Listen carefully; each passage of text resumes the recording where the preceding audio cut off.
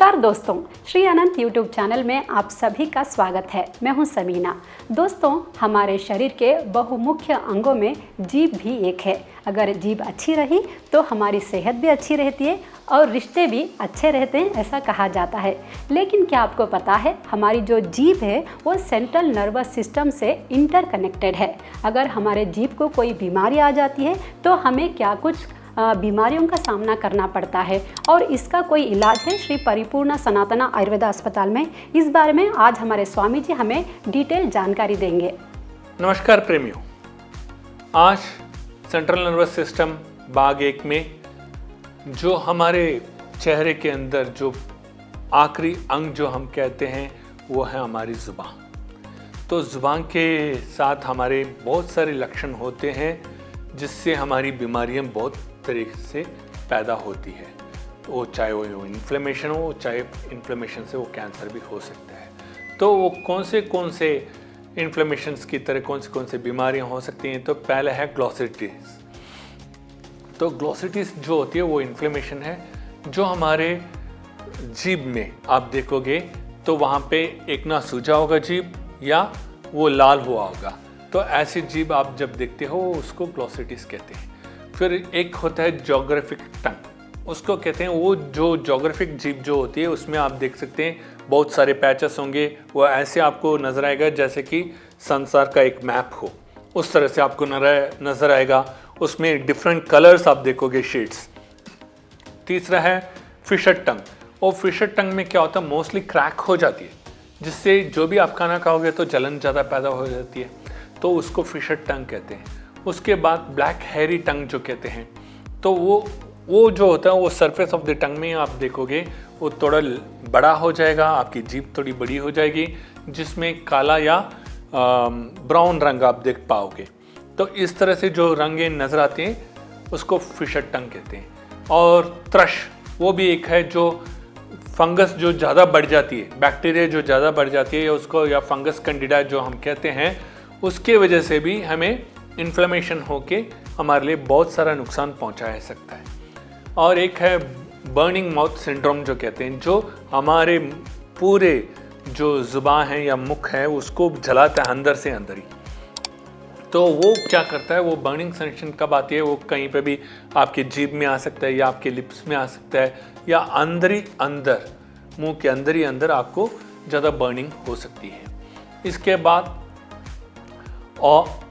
ऑरल lichen प्लानस कहते हैं। ऑरल lichen प्लानस वो क्या होता है, वो ज़्यादातर वो वाइट पैचेस वहाँ पे आ जाती हैं, रेडनेस आ जाती हैं, डिस्कम्फर्ट रहता है पानी पीने में, बात करने में या खाने में, इस तरह से प्रॉब्लम आती है। इसमें प्रमुख आप देखोगे तो टंग के साथ जो भी डिसऑर्डर होता है वो ऑरल कैंसर होता है। ऑरल कैंसर में क्या हो जाती है, आप जब भी आप तंबाकू यूज़ करते हो, धूम्रपान या आप शराब, इसके नशे में हो तो ओरल कैंसर आने का बहुत अवकाश है। और लिकोप्लाकिया, ये जो लिकोप्लाकिया जो होती है वो भी है, वो वाइट पैचेस ज़्यादा होता है। वो उसका कारण ही है आपका धूम्रपान सेवन करना, जिसकी वजह से वो वाइट पैचेस आती है। फिर उसके बाद मैक्रोग्लॉसिया कहते हैं। मैक्रोग्लॉसिया वो भी कैसे होता है, वो बड़ा जीभ हो जाती है। जो बड़ा जीभ हो जाती है उनको तकलीफ़ें कहाँ पे आती हैं, बात करने में आती हैं, खाने में आती हैं या सांस लेने में उनको बहुत तकलीफ़ हो जाती है। तो इन सब डिसऑर्डर्स में हम प्रमुख डिसऑर्डर जो हम लेते हैं, जो ऑपरेटेड करना पड़ता है या कुछ उसको ट्रीटमेंट करना पड़ता है, तो वो ऑरल कैंसर है। ऑरल कैंसर फिर से उसमें रिस्क फैक्टर्स ज़्यादा है, जैसे मैंने आपको बताया था कि धूम्रपान सेवन करना या मदरा पीना, जिसकी वजह से आपको ये ज़्यादा आती है। उसमें भी स्पेशली HPV 16 और 18 होने से जो ओरल सेक्स रखते हैं उनको भी ये प्रॉब्लम आ सकती है।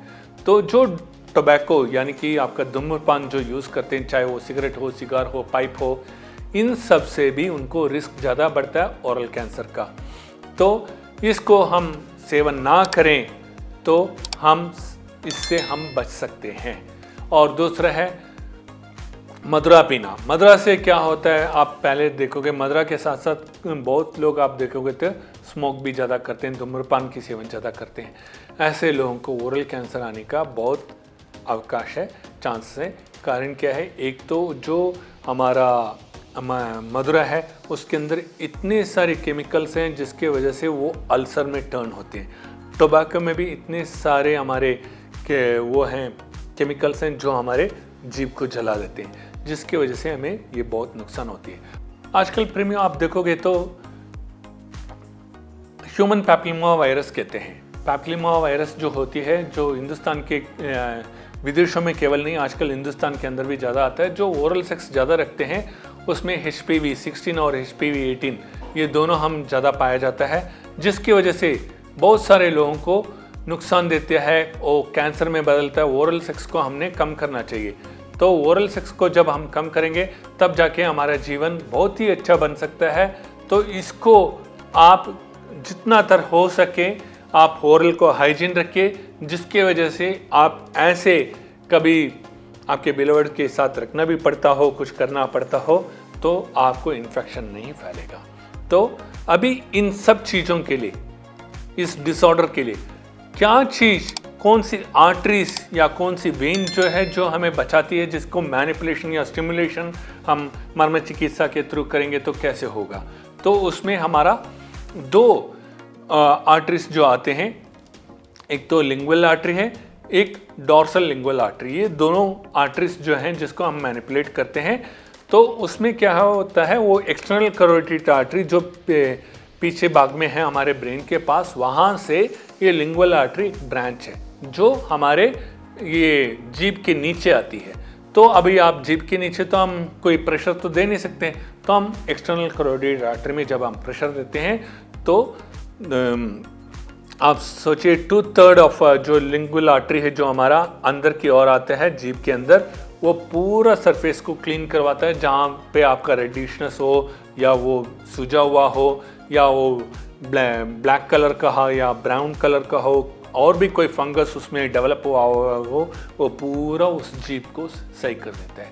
इसी तरह से डॉर्सल लिंगुअल आर्टरी जो है वो पोस्टीरियर रीजन में आती है, उसको भी एक्सटर्नल कैरोटिड आर्टरी में हम करें या फेशियल आर्टरीज में थोड़ा प्रेशर दे दें, तब ये जीभ हमारा साफ हो जाता है।